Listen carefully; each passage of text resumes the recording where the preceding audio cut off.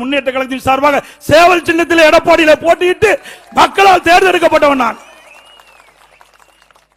எப்பொழுது பார்த்தாலும் சீனியர் நீங்க 2001 தான் எம்எல்ஏ, நான் 89 எம்எல்ஏ,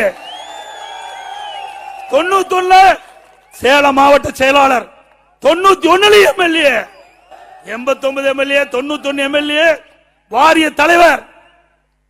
அதோட 1998 சீட்டு கேட்காம எனக்கு அம்மா கொடுத்தாங்க எம்பிக்கு, நாடாளுமன்ற உறுப்பினர் 1998 நாடாளுமன்ற உறுப்பினர். உங்களுக்கு முந்தியே 11 ஆண்டுக்கு முந்தியே வந்தேன். ஆனா உங்களுக்கு வாய்ப்பு கிடைச்சது, நாங்கள் ஏற்றுக்கொண்டோம், உங்கள் பின் நின்றோம், உங்களோடு தோளோடு தோளாக நின்று பணியாற்றினோம். ஆனால் உங்களுக்கு பதவி இல்லை என்று சொன்னால் யாரையும் ஏத்துக்க மாட்டார். உங்களுக்கு நல்லா தெரியும், இந்த மண்ணில் இருக்கிறவங்களுக்கு என்னை விட உங்களுக்கு அதிகமா தெரியும். பழனிசாமி எதுக்காக அப்படின்னா ஒரு மாபெரும் இயக்கம், புரட்சித் தலைவர் உருவாக்கிய இயக்கம். இந்த தொகுதியில கூட சட்டமன்ற உறுப்பினராக புரட்சித் தலைவர் தேர்ந்தெடுக்கப்பட்டு முதலமைச்சர் ஆனார். அதுபோல அவரது அரசியல் வாரிசு அம்மா அவர்கள் 30 ஆண்டுகள் இந்த இயக்கத்தை கட்டி காத்து தொடர்ந்து ஆட்சி பொறுப்பிலே அமர்த்தியவர்கள்.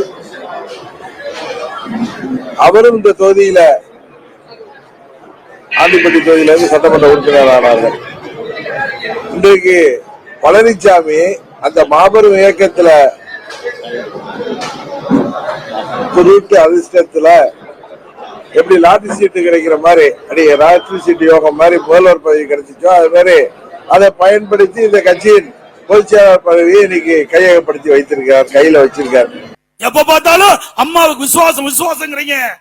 89 இதே மாவட்டத்துல ஓடியில அம்மா நின்னாங்கல்ல, அப்ப யாருக்கு வேலை செஞ்ச உங்களுக்கு எல்லாம் தெரியுமில்ல. நீங்க இந்த மண்ணில பிறந்தவங்க தானே, நீங்க எல்லாம் கட்சியில் அதிமுக ரத்தம் ஓடுதுல, அதிமுக ரத்தம் ஓடுதுல. அப்ப யாருக்கு வேலை செஞ்சார் சொல்லுங்க, யாருக்கு வேலை செஞ்சாரு, யாருக்கு வேலை செஞ்சாரு நீங்களே சொல்லுங்க. வெண்ணிராடை நிர்மலாக்க செஞ்சார், இவரா அம்மாவுக்கு விசுவாசம் சொல்லுங்க.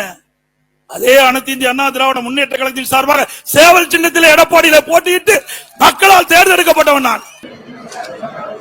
இரட்டை இலை சின்னம் பழனிசாமி கையில தான் இருக்கு. ஆனால் அவர் புரட்சி தலைவர் அம்மா அவர்களின் கோட்டையாக விளங்கக்கூடிய தேனி மாவட்டத்திலேயே இது மூழ்காத கப்பல், இது கரை சேர்ற கப்பல் அவர் பேசுறாருன்னா அப்படின்னா எல்லார் மத்தியிலையும் இது மூழ்கக்கூடிய கப்பல். பழனிசாமி அந்த கட்சியை பலவீனப்படுத்தி வருகிறார்.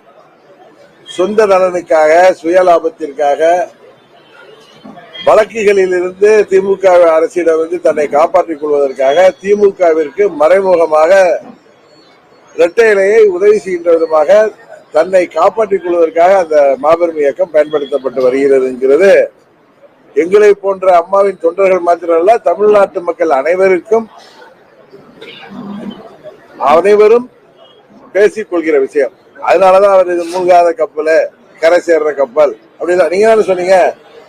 இவ்வளவு பெரிய 50 ஆண்டு மாபெரும் இயக்கம் மூழ்காத கப்பல், இது மூழ்கிடாதுன்னு பேசுறாருன்னா அப்படின்னா தவறாக போய் கொண்டிருக்கிறது தானே, மூழ்கி கொண்டிருக்கிறதுங்கிறது தான் உண்மை.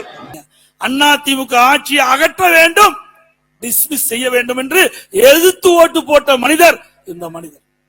இதே புரட்சி தலைவி அம்மாவில் இரவு பகல் பாராமல் கிட்டத்தட்ட அன்றைய தினம் ஒரு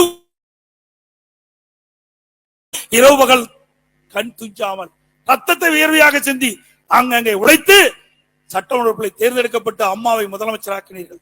அம்மாவுடைய அரசை கொண்டு வந்தீர்கள். அதிமுக ஆட்சி நடந்து கொண்டிருந்தது. அந்த ஆட்சியை வீழ்த்துவதற்கு திமுகவுக்கு துணை நின்றவர் இந்த மண்ணிலே பிறந்தவர். எண்ணி பாருங்க, நானா துரோகம் செஞ்சேன், எதிர்த்து ஓட்டு போட்டார். இன்னைக்கும் அழிக்க முடியாத அந்த ரெக்கார்ட, அதோட கட்டளையை முடக்க வேண்டும் என்று தேர்தல் ஆணையத்துக்கு கடிதம் கொடுத்தவர். அதற்கு மேலாக இங்க இருக்கின்ற அத்தனை தொண்டனுடைய சொத்து பொன்மனச்சம்பல் புரட்சி தலைவர் எம்ஜிஆர் என்ற மாமனிதர் தலைமை கழகம் என்ற அற்புதமான கட்டடத்தை உங்களுக்கு கொடுத்துட்டு போயிருக்கார்.